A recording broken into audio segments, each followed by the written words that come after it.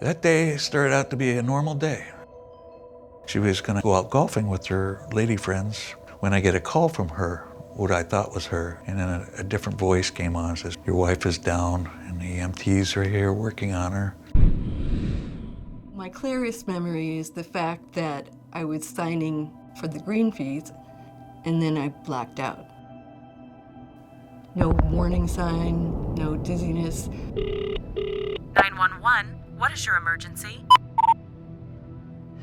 When I got the phone call that my mom had a brain bleed and she was intubated and going to Overlake, I first off didn't know Overlake did aneurysms, and I was expecting, to get a phone call that she was headed to my own hospital. It was terrifying. I ran to the doctors and said, "Is my mom on the pre-arrival list?" I had another staff member call to Overlake and find out her status and that she was getting surgery there.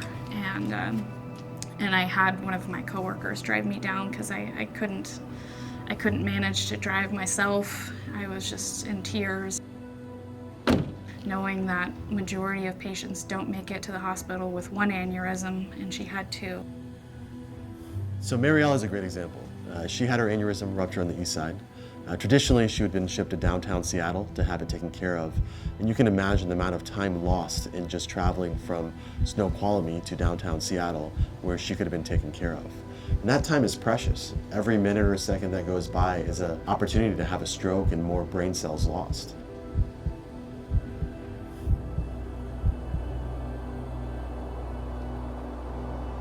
I found my dad up in the waiting room, and I saw him, and he said, "Well, Mom was able to squeeze my hand before she went in for surgery," and I knew that, if she was able to do that, then at least she had some higher brain function that she was able to squeeze his hand, and I was happy for that.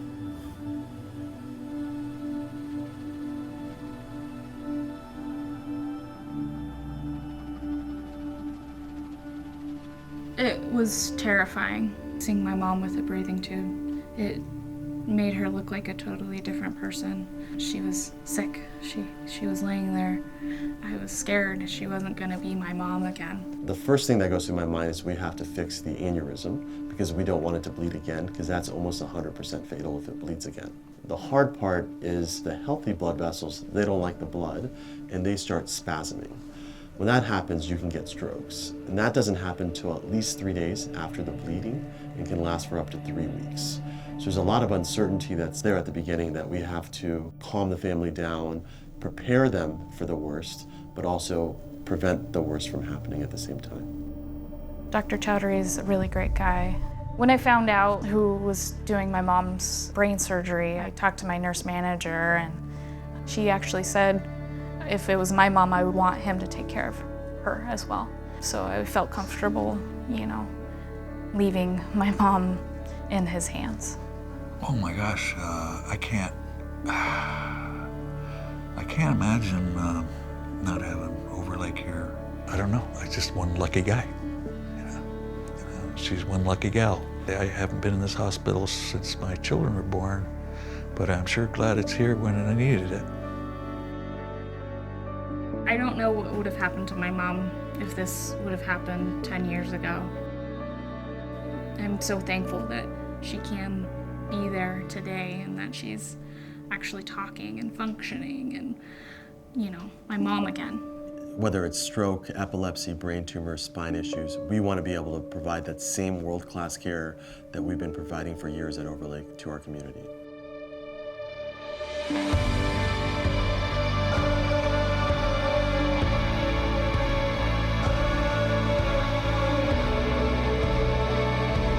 I think it's always important to remember when you see your doctor that there's a whole team around them.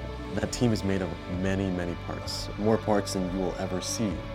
And we need the team. That's what we need to be successful and to provide the best care that we can. I wanted to thank everyone that took care of my mom, from the EMS crew to the emergency room, all the nurses and the doctors, to Dr. Chowdhury and all the tech support and all the nurses that took care of my mom on the floor. You guys mattered, and you saved my mom's life. She is living because of you, and that it means so much to me and my family that my mom is around today because of you.